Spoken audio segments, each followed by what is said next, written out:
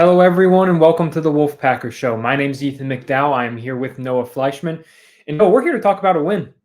NC State went to the West Coast and came back with a W. It was not pretty. They needed a little bit of luck. They needed a missed 28-yard field goal to win this game, but NC State picked up its first ACC victory of the season, taking down California 24-23.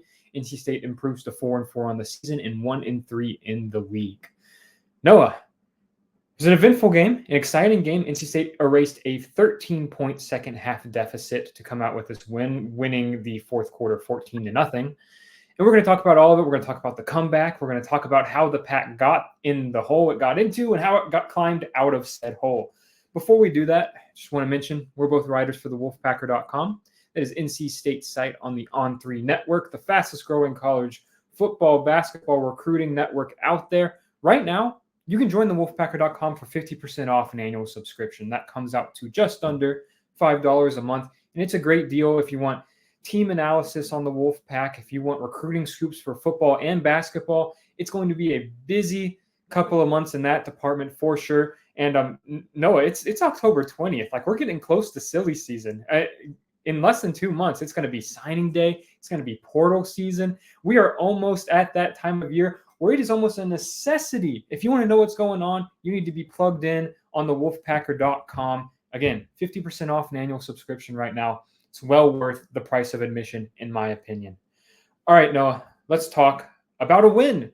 A Power 4 win. For the first time this season, we get to talk about NC State beating a Power 4 opponent. Cal, they're 0-4 in the ACC. I think it would be hard to find a better 0-4 ACC team ever, with the way they've lost games on 4 games by a combined 9 points. Like, they talk about not being able to finish. They have struggled in that department this season, and that was the case again. NC State was not able to put some games away over the past couple of weeks. They did exactly that against Cal, winning the fourth quarter 14-0. CJ Bailey engineering 2 huge touchdown drives, including, the winning pass, a 41-yard catch and run for Hollywood Smothers. It was an exciting game. It was an exciting comeback. And Noah, I just want to get your initial thoughts on this victory. How did you feel about the Pack's matchup with the Golden Bears? Yeah, win is win. The first 3 quarters weren't exactly the prettiest of quarters for NC State, but it turned it on in the fourth quarter, outscored the Bears 14-0 to win by 1 point on the road. Got some luck at the end. Cal missed a field goal after their freshman kicker had made 3 in a row to start, his first 3 kicks. He was looking pretty good. After his first one that was, no play after a penalty, it was really awful, but he came back and played well the rest of the day. Otherwise, NC State played well. CJ Bailey has kind of just established himself as the feature of this program, the way that he played in the fourth quarter. We're going to talk about it, I'm sure, but this guy led them to a comeback win. The defense showed up when it mattered. They made some key stops, even when the offense couldn't get a first down at the end. Defense came up big, and that's what it takes. The team win. NC State likes to talk about complimentary football, which Dave Dorn this week had talked about. It wasn't very complimentary the past few weeks, and he's like, that was the reason why they've lost games. Well, it was the reason why they won the game at Cal as well. Yeah, absolutely. And let's start off by talking about the negative, which the negative is the first 3 quarters. So NC State went into the fourth quarter trailing 23-10. At that point, things looked pretty bleak, right? The Wolfpack was not winning the turnover battle. They turned the ball over twice in the third quarter alone. And they lost 2 fumbles, one on a Noah Rogers catch and run that was about as close to like that incompletion or football move play as you can get, but they ruled it a fumble. And then Jalen Coit muffed the punt. So Pack's only 2 turnovers were in the third quarter, led to 10 Cal points, and they went into the fourth quarter down 13. They were averaging 0.8 yards per rush at that point, and things were just not super pretty. Noah, for me, let's start with the offense.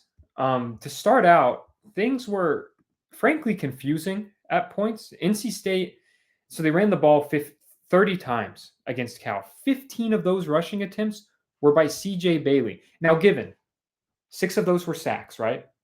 But still, the NC State was making a concerted effort to run the ball with CJ, which, quite frankly, I don't understand. I don't view that from what we've seen out of CJ as, his strong suit being a design quarterback run. I think he's really good when a play breaks down of evading defenders, scrambling and picking up yards that way. But in terms of like a read option, it's not his strong suit. He doesn't he struggled to make the reads at times, and he's just not like that's not how it was expecting NC State to use his skill set, especially with the strides he's made as a passer. I don't know why they were really leaning on him as a rusher, What did you make of NC State's rushing offense, especially in those first three quarters?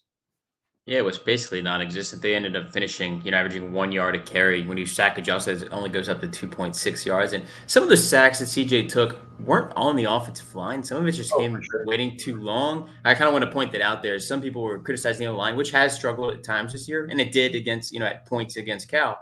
But all 6 sacks didn't go against the offensive line. Some of this he even admitted to after the game being antsy, indecisive. And when you're holding the ball for 4 or 5 seconds, something's going to happen. And that's what happened there. But yeah, the rushing attack struggled. No Jordan Waters. He was out with an illness, did not make the trip. So you lean on Kendrick and Hollywood as smaller as you think, but they really leaned on CJ Bayless' legs, which there had been something that Cal's defense showed on film that thought Robert and I could take advantage of a quarterback run, but it didn't work. He did have the longest run of the day at 10 yards for the NC State offense, but yeah, overall it was really head scratching after it didn't work. You can try it and see if it works, but after it doesn't work like 3 or 4 times, I think that's when they need to ditch it and move on to something else. It took them a while to do that, but when they went down, they couldn't run the ball. They had to throw it, and it paid off. But yeah, rushing attack was like that. Hollywood Smothers, I thought, was pretty impressive runner. He only averaged 3.6 yards per carry, but did lead them in rushing with 25 yards on the ground. He was better out of the backfield as a receiver, as we know. But overall, the rushing attack, I think it is what it is at this point. There's really no fixing it with 4 games left. They do have 2 bye weeks. They, come out of these 2 bye weeks and look like, a team that can ground it pound. The TV guys were saying that NC State told them that they wanted to run the ball, which was interesting because it did not look like NC State could manage anything on the ground. Yeah, I mean, it's part of the identity of this program. It's always going to be part of the identity of this program. But it can only be part of this team to a certain extent because it is incredibly clear, Noah, that this team is better when CJ has the ball in his hands as a passer. I mean, let's look at the stat line, man. 25 for 36, a 69% completion percentage, 306 yards, and a couple of touchdowns. We talked about the sacks and we talked about him holding on to the ball a little bit too long at points, but also, if the alternative is instead he was rushing into a throw and throwing it to the other team like he had at points, I think they'll probably take him taking another sack or 2 because he took care of the ball. Not only did he not throw a pick, no, I didn't think he really put the ball in harm's way. Even his 50-50 balls, for the most part, were really good passes where he was putting the ball where only the receiver really had a chance to go up and get it. And so I thought he did an outstanding job. It has been very cool, I think, just to watch the steps forward he has taken as the season goes along. It hasn't really even been like a 2 steps forward, 1 steps back type of deal. He's taking a consistent step forward every time we see him on the field. And that has to be extremely encouraging for Wolfpack fans. We're going to get into what this win means for the rest of the season.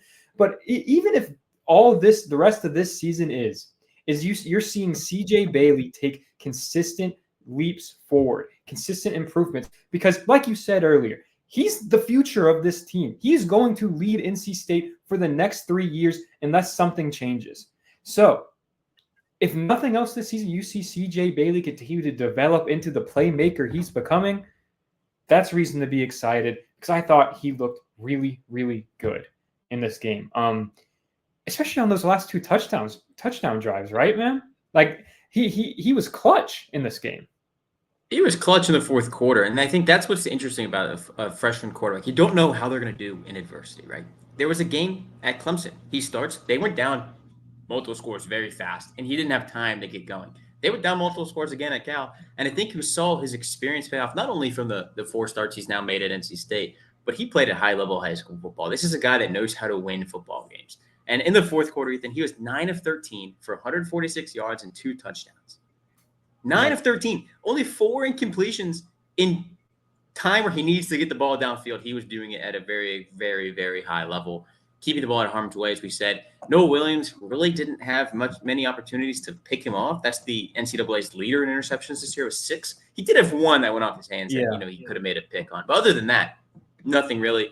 And TJ Bailey was able to avoid an interception. Back-to-back 300-yard games, the first time since 2021 for the Pack. Guess how many times Phillip Rivers did it his freshman year? Once. How many? It was the first 2 games of his freshman year. One time. He had a 400-yard game and a 390-something yard game. Didn't do it again after that in back-to-back 300-yard games. So CJ's got an opportunity to be, a pioneer as a true freshman quarterback if he can do another one and get 3 in a row and really, kind of show. Not comparing him to Phillip Rivers, obviously, probably one of the best quarterbacks ever played at NC State. But CJ Bailey's impressing. Did not throw a pick for the first time in a few games, which is noteworthy. He's had basically 1 turnover play a game that he's been throwing downfield, which is fine. He's taking shots. Things are going to happen. But he took shots against Cal and found his receivers. Did underthrow KC Concepcion that deep ball a little bit. KC made the play, and NC State was fine. And I think CJ overall, he makes plays. His receivers and playmakers, though, also made plays. 5 contested grabs in the game. That's the season most for NC State. I think you hit on something really important there. Is the throws weren't always perfect, and you can't expect the throws to always be perfect when you're talking about a freshman quarterback. But NC State has some dang good receivers, and CJ was giving them the opportunity to go up and make plays, like you said, and that was huge. I mean, NC State on critical 3rd and 4th downs was super efficient in this game. Despite having an average of 8.9 yards to gain on those 3rd downs, they converted 8 of 17, averaging over 12 yards per attempt on those downs. No, CJ was 9 for 11 for 169 yards on 3rd down alone. So when the Pack got in those spots, and Cal knew he was throwing, everyone knew he was throwing, he was still really good. And like you said, I feel like a lot of those 50-50 balls probably were on 3rd downs or on 4th downs, like the one long ball to Justin Jolie. I believe that was either a 3rd and long or a 4th and long. And man, I just thought he was great in the critical moments. And yes, there's going to be the freshman mistakes, and that's going to be part of the territory with the second half of this season. But he's really good, folks. If you're a Wolfpack fan, you got to be really encouraged by what you're seeing out of him. Speaking, there was a 4th and 8, the ball to Jolie at the 1, 4th and 8, and he let it fly too. Like that was a deep ball down 31 yards down to the 1 yard line, and Jolie made a play to get to the end zone. He didn't get in though, but still a great play. Speaking of being optimistic, should we have a Hollywood Smothers discussion? Because, dude, like it's time. It's time to have that discussion. I mean, he clearly looks like the best back on this team, right? Like, I think that's back-to-back 100-yard games in terms of total offensive yardage. I mean, he's the only player on the team to do that this year. Yeah, great point. And he led the team with 6 catches in this game, 87 yards, including the 41-yard score. I mean, no, he looks awesome. He looks super explosive, super elusive, and I mean, I'd say like we saw what we saw out of KC and continue to see out of KC in terms of his elusiveness, his explosiveness, his playmaking ability. And I think Smothers is kind of right there with them at this point. I think he has that type of potential as an all ACC running back down the line. He's looked that good over the past couple games. He has. This, I think, is what NC State was, kind of expecting to see from him, being this explosive back that can make plays in the pass game. As you said, 6 receptions. He was targeted 6 times, caught every ball that was thrown his way. That's something NC State's running backs have had issues with this year, especially on those checkdowns. There's been 2 interceptions on checkdowns that the ball gets tipped up in the air and it allows the linebacker to get to it. Hollywood never let that problem happen. He never let the ball hit the ground. He was right in his hands, made some big plays. And yeah, this is back-to-back weeks of him making plays on screens. That 41-yard pass wasn't like he ran a deep route. This is he catches the ball within 10 yards of the line of scrimmage, turns upfield and goes. And I think that's really, really impressive. He did that last week with the 72-yard pass or reception. That was 3 yards. He caught it 3 yards past the line of scrimmage and turned upfield and went the rest of the way. So it's really, really impressive, I think, by him. This is a guy who's a game changer. He's also a redshirt freshman. He played 4 games last year. He's finally, I think, clicking. It took him a little bit. He also was injured for a couple of games with a groin injury. But these last 2 games, something has changed in Hollywood Smothers' head. He's getting a little bit more run too. He led NC State's running backs in snaps this week, which I think is what people were really expecting because, this is a team that likes to rotate its backs. Doesn't really matter who starts. They all play around the same. But no, he had 49 snaps against Cal, 27 of those in our pass plays, only 8 run plays.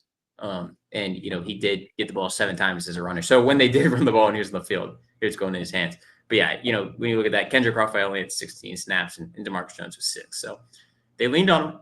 They were short a man on running back room, and they leaned on the guy that has proven that he can do it.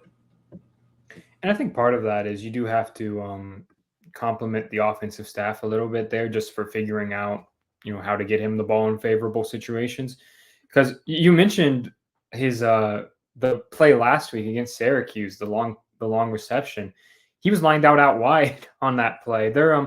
He's a dynamic receiver and just dynamic when you get him out in space in general. So, they're using him in like those outside zone plays where he's able to get in space a little bit in the running game, and they're using him in the screen game. They're using him just as like a safety valve for CJ. Like, talk about a quarterback's best friend when you're a running back that can catch a check down and turn it into a 15, 20-yard gain. Shoot, that can transform an offense. Like, not to be hyperbolic here, but that can, if you have just the option where you can get a chunk play, an explosive play off of the like 4th option on a passing play, off of the safety valve, then that can help transform an offense and just help minimize turnovers and helps the offense stay on track. And that's what happened in this game. I was just really impressed by how much they asked Hollywood to do in this game and how much he was able to do. I think he's going to have a very successful career at NC State over the next few years, without a doubt. For sure. And I just want to mention that, Hollywood played really, really well. I do want to mention his high school teammate in Kevin Concepcion, who has had an up and down year. He played, I think, one of his better games of the season. Had a 28-yard pass to Hollywood Smothers on a trick play, 4 receptions for 53 yards, and then ran in a 2 yards touchdown on a Wildcat, which he snapped the ball quicker than I think NC State wanted to. Got a penalty on the play on too many men on the field in the defense. It was a heads-up play. KC it's had an up and down year. Teams know what he can do, and they've game planned for him. But he found ways to make plays, made some explosive ones against Cal, and I thought that just was worth calling out. This is a guy that some people, maybe he hasn't done, lived up to the expectations of what he set a year ago, being that ACC Rookie of the Year. But he made some plays when he needed to, and I think that's kind of what's important when you talk about one of your go-to guys. No doubt, and they're getting the ball to him downfield. No, I might be forgetting a play or two, but I don't think they tried a jet sweep or a pop pass or a screen to him in this game. They were giving the ball downfield, and it worked. Yeah, he only had the 1 carry for a touchdown, but that was 2 yards. That was just a Wildcat situation. Show something new. But yeah, they went downfield. He made that great play on the underthrown ball. Went up and got it. I think that showed. That catch. Yeah, I think that showed. Robert and I used the bye week last year as a way to find ways to get Casey the ball. They might do that same thing again, but instead of giving him the ball behind the line, it might be drawing up different ways to get him downfield because he proved he is a reliable weapon downfield just as much as he is on those gadget plays that he can make stuff happen. NCJ's becoming just a more consistent downfield passer because he was getting open earlier in the season. They just weren't able to connect with him. So yeah, like everyone's known that Casey can make those plays. We're just starting to see them connect on a few of them, which good to see for everyone involved there. Definitely going to help the pack if they can continue to unlock Casey as teams continue to focus on him as the number 1 option in this offense. Defensively, it was a pretty rough game until the 4th quarter, man. Fernando Mendoza made things look pretty easy against the pack for 3 quarters. He completed 30 of 42 passes for 282 yards. And they started the game with a 49-yard rushing touchdown and they ended up averaging for the game 4 yards per carry, but that number was a lot higher in the first half. Things were not pretty in the first half, and it just kind of looked like more of the same for this defense. It looked pretty similar to what we saw out of the pack against against Syracuse, I thought. And I'm not really sure what changed necessarily in the second half, but they shut out Cal in the fourth quarter, and this defense turned it around. They did. They did. And I mean, Davin Van didn't have a tackle in the first 3 quarters. He had 2 sacks in the fourth quarter, including one on that last drive that was really, really important. Put them behind the chains. This defense turned it on. I mean, I think, you want to shout out Devon Marshall because when the defense wasn't playing well, he was making tackles. He had their first 3 tackles of the game. He finished with 7 solo tackles, led the team in that category. So just shout out to him. But yeah, the defense turned it on when it mattered the most. I think that was really important. They kind of played with their backs against the wall, and it seems like that is when they play the best, is when they need to. And NC State leaned on the offense to get them going, but the defense also had to make some plays, and they did late in the game. Yeah, those 3 sacks in the fourth quarter. I mean, they finished the game with 6 tackles for loss, and I think most of those came in the fourth quarter. So they were disruptive when they needed to be. And again, like we've talked about in past weeks where the defense has done really good stuff, but then in the fourth quarter they didn't. So you'll take it if you're NC State of just finishing strong. That's what they were looking for. And yes, with all the injuries right now on that side of the ball, like they're pretty thin, especially losing, Caden Fordham and having Brandon Cisse out for this game as well. I think it's reasonable to expect you're giving up 23 points to this Cal team. But what the defense did well is they forced Cal's kickers to beat them, right? And Cal going into this game, that's where they really struggled. Now, you mentioned it earlier. Their freshman kicker, Derek Morris, did hit 3 field goals. He started this game really strong. But when it mattered most, they were able to get a stop in the red zone, force a kick, and they missed a 28-yard attempt because, again, Cal's kicking game is bad. NC State knows that, and they were able to, bend but not break and pull off the win.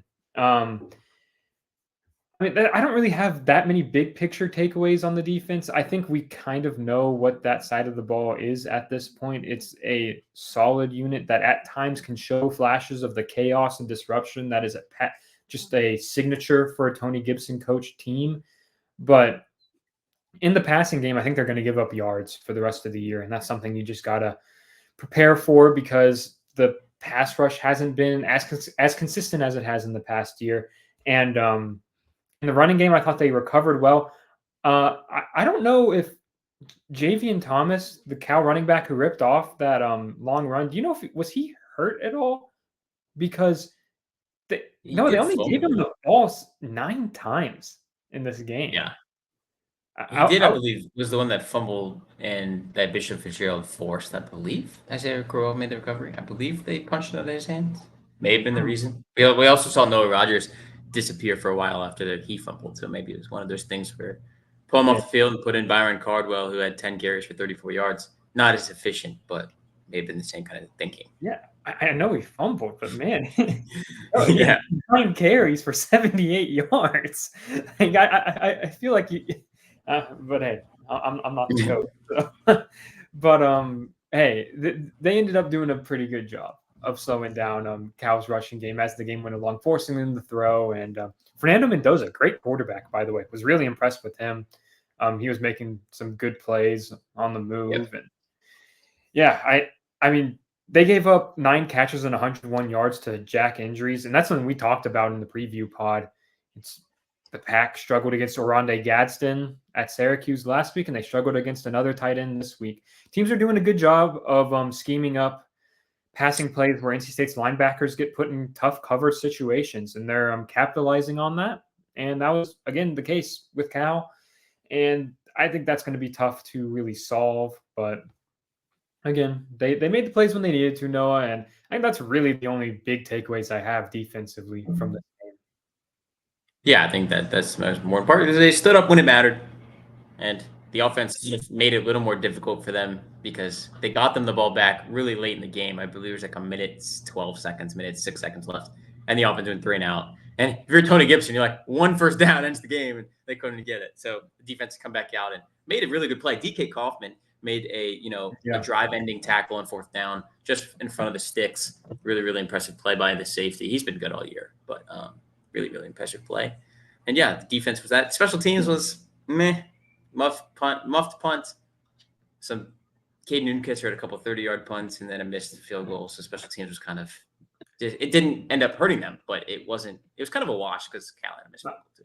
I thought it was the worst special teams performance of the year. I mean, yeah, you factor in the muffed punt, you factor in the couple of short punts that gave Cal the ball at midfield, and State gave up a kick return for the first time this year, and Cal returned it for 40 yards. So they were losing the field position battle for a solid chunk of this game, but it didn't end up mattering, like you said. And yeah, I'm sure that's going to be a point of emphasis over the next couple weeks, because that is something that really I feel like eats at this staff, is when the special teams aren't clicking. It's something this program has really prides itself on, is special teams excellence. So, but yeah, they struggled in that department. And not saying you expect Kanoa Vineset to hit every 50+ yard attempt, but they could have used that field goal, and he did end up hitting his second attempt later in the game, though. So, yeah, I mean, other than that, man, I think those are my big takeaways on the game. If you want to dive into some game balls, maybe recognize some players of the game. Let's game ball it up. Cool. If this is your first time listening to the Wolfpacker show, we just like to recognize a couple players of the game, a couple individual performance, regardless of the final result. This week, we're going to recognize some players that directly contributed to a much-needed win going into the bye week. Noah, give me your first one. Who's the first recipient of your game ball? Yeah, I'm gonna go with CJ Bailey. I think it might be his most complete game of the year. In terms of he passed for more last week, but he took care of the football against one of the best teams in the country, yet picking quarterbacks off. Really, really impressive with him. Kept his composure, 2,800 miles away from home.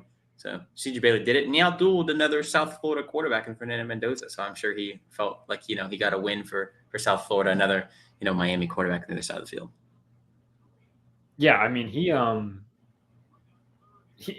you make a good point. Like Cal was the best team at picking teams off really this year, and they were able to scheme around. Noah Williams. We talked about the really good defensive back over there, and I thought he had a great game. Like we talked about, he's just continuing to take more and more positive steps forward. Very deserving of a game ball. Absolutely agree, man. I'm gonna go with one of the players that is catching passes from him, Justin Jolie.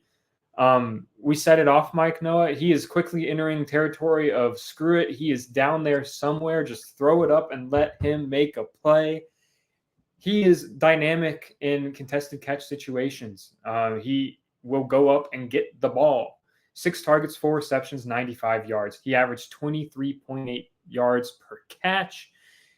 He's just a big play waiting to happen at this point. It doesn't matter how you get him the ball. It can be that, the 4th and long play where you just chuck it up on a vertical route and ask him to go over the top of a DB. It can be a quick screen where you get him to make some yards after the catch and force some missed tackles.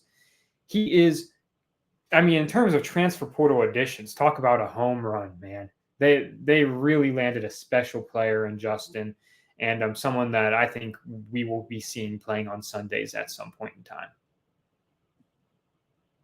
Yeah, he is. He's third. Has the third most contested catches by any tight end in college football. Leads all tight ends with the best catch rate in contested situations. 6 catches on set of target. So he's the guy that's probably the best hit in the portal so far. And at the rate he's playing, Ethan, I don't think he'll be in Raleigh next year. I think he'll be playing on Sundays. I would not be surprised if that was the case, because man, he is having a really, really good year and is the type of slot receiver, tight end that the NFL really salivates over these days. So he could be a big time player at the next level. My second game ball is going to go to Bishop Fitzgerald, who I think is quietly having a really, really solid last few games at safety. In this game, he finished with 6 total tackles, 5 solo, but broke up 2 passes. He's playing really physical football right now, which is what you wanted to see from him. And had that forced fumble as well. And I think he's just doing a good job. I think he is, standing out defensively and very deserving of some recognition here. And my second game ball. Noah, do you want to give a second one out? Yeah, I'll give it to Oliver Smothers. Just for we talked about him for a while, but the last 2 weeks he's played really, really well. And if he keeps it up, This is a guy that might find his way onto an all ACC team just based on the last 6 games of the year if he keeps playing at this level. So I'll go Smothers for me. Yeah, great pick.